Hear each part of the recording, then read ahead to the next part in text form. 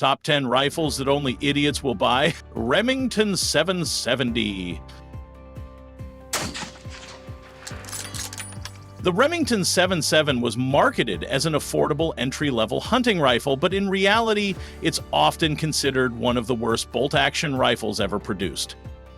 At first glance, it may look like a decent budget option. After all, it's from Remington, a legendary name in firearms, right? Well, not quite. The 770 is plagued with design flaws, most notably a gritty and unreliable bolt action that feels like you're dragging a brick through sandpaper. The synthetic stock feels hollow and cheap, and the accuracy is wildly inconsistent. We're talking about a rifle that can barely group on paper at 100 yards. Sure, it's cheap, but when you're struggling to cycle around or wondering if you're zero shifted again, you'll realize cheap can come at a very expensive cost. If you want a bolt action that won't embarrass you in the field, Hi-Point Carbine. The Hi-Point Carbine has built a cult following, largely thanks to its low cost and some passionate defenders online, but let's be real, this rifle feels like a toy that got lost in the adult section of your local sporting goods store. The polymer-heavy construction feels flimsy, the design is bulky and awkward, and the ergonomics are downright terrible. It looks like something from a sci-fi B movie and handles about as well as it looks. All right, reliability is hit or miss. Sometimes it eats ammo just fine, and sometimes it decides today's the day to jam every third shot. And let's not even start on the trigger pull, which feels like squeezing a brick of frozen butter through molasses. Yes, it's cheap, and yes, it fires pistol calibers, which can be appealing for beginners. But just because something works doesn't mean it works well. Century Arms C308. The Century Arms C308 tries to capture the legacy of the classic G3 rifle platform, but the result is more Frankenstein than firearm finesse. This battle rifle is known for violent recoil, rough mechanics, and a complete lack of refinement. It's heavy, awkward to shoulder, and cycling the action feels like you're cranking a rusty winch. The welds on the receiver are notoriously inconsistent, the trigger is mushy and unpredictable, and it's prone to extraction issues if you're not feeding it premium ammo, which kind of defeats the purpose of owning a budget battle rifle in the first place. The overall build quality ranges from passable to this should have never left the factory.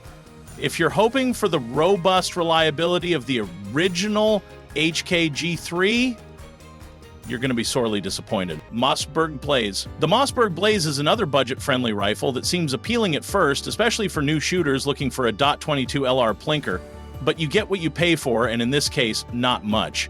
Constructed almost entirely of polymer, it feels more like a toy than a firearm. The stock flexes when you shoot, and the sights are so poorly designed that hitting a can at 25 yards starts to feel like a lucky break rather than a testament to skill. Feeding issues are common, the magazines are notoriously finicky, and the trigger, it's like squeezing a sponge full of regret. The Blaze tries to ride the wave of fun, affordable rimfire rifles, but instead it crashes hard. If you're serious about training or want a .22 for small game or target shooting, look elsewhere.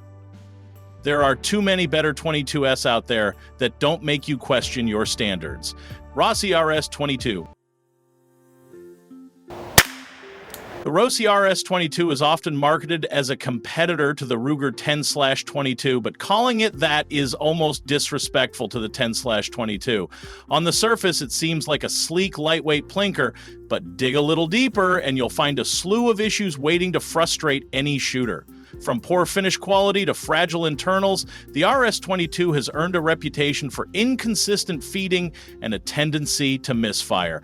The magazine is poorly designed and hard to load properly, and the charging handle feels like it could snap off if you look at it wrong. Accuracy can be okay under perfect conditions, but once you introduce bulk ammo or even light wind, everything falls apart. And good luck finding aftermarket support. It's virtually non-existent compared to its competitors.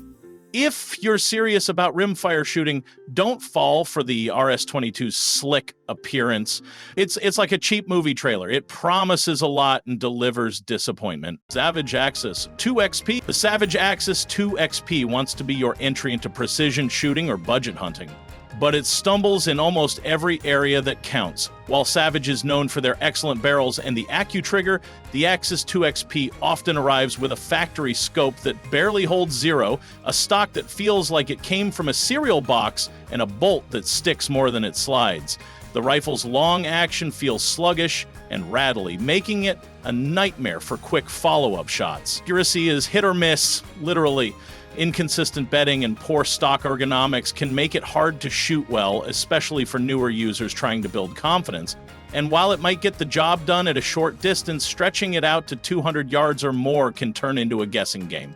It's a rifle that gives you just enough to think it's capable, but ultimately frustrates anyone expecting consistent performance. Don't be fooled by the low entry price. Sometimes paying less means settling for mediocrity. Kel-Tec SU-16.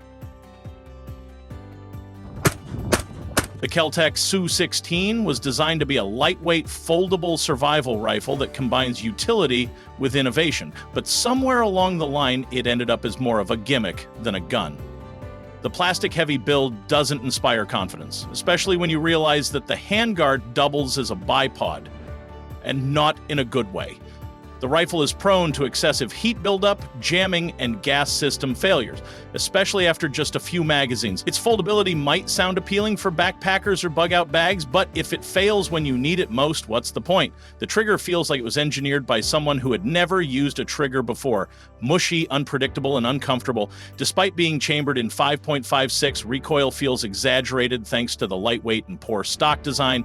If you want a dependable rifle for survival, self-defense, or even range time, this isn't the one. It's a cool idea, poorly executed. Inc AKM247.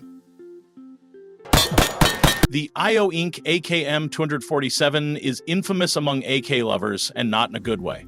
Touted as a made-in-America AKM, this rifle has been riddled with quality control issues since day one. Think misaligned trunnions, canted sights, soft metal components, and receivers that look like they were bent in someone's garage. The fit and finish are laughable, the reliability is questionable, and the accuracy is basically hope and pray. It jams more often than an old cassette tape, and the bolt carrier group wears faster than your patience. When you buy an AK, you expect rugged, reliable, battle-proven performance, but the AKM247 is more like an AK in cosplay. Save your money and go with a proven import or a better-made US variant. This one is for the scrap pile, not your gun safe. DPMS Oracle. The DPMS Oracle is often one of the cheapest ways to get into the AR-15 platform, but like many things in life, you get what you pay for. While it might look the part, the Oracle sacrifices quality for price at nearly every turn. The barrel is notoriously inconsistent in accuracy, the gas system can be unreliable, and the trigger feels like it was lifted from a budget nail gun. The mil-spec finish is thin and chips easily, and you're more likely to experience malfunctions during moderate use than with virtually any other AR in its class. The upper and lower receivers often suffer from poor fit, resulting in excessive play and that dreaded rattle. It's fine as a range toy, maybe, but trusting it for anything serious? Not a chance. American Tactical Omni Hybrid. The American Tactical Omni Hybrid combines metal and polymer in ways that probably sounded innovative on paper, but in practice, it's a structural mess. Using a polymer lower with metal reinforcement sounds cool until you start noticing stress cracks and fractures forming after moderate use. The durability is nowhere near what you'd expect from a real AR platform. Fitment issues between upper and lower receivers are common, and the gun just feels fragile, like it might shatter. The polymer flexes under recoil, the takedown pins wear prematurely, and even standard upgrades can be tricky due to off-spec parts. It's marketed to budget buyers as a next-gen AR, but it often ends up in gunsmith shops with repair tags or back on the shelf collecting dust. If you found this list helpful, hit that like button, smash subscribe, and share it with someone who might be on the verge of making a very regrettable rifle purchase. Stay safe, shoot smart, and we'll see you in the next one.